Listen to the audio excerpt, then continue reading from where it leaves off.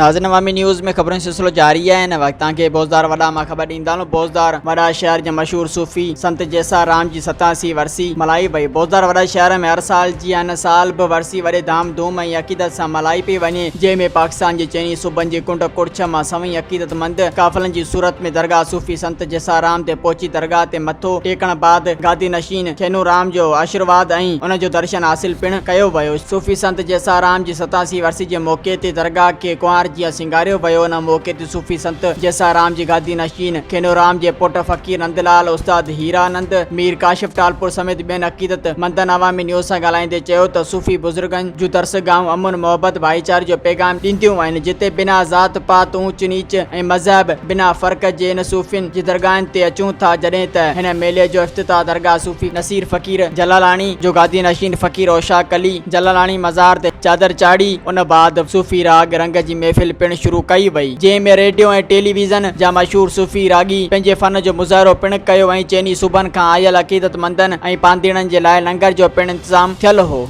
मज़ीद खबरों और तफसीलात के लिए विजिट करें हमारी वेबसाइट www.awamiNewsHD.com।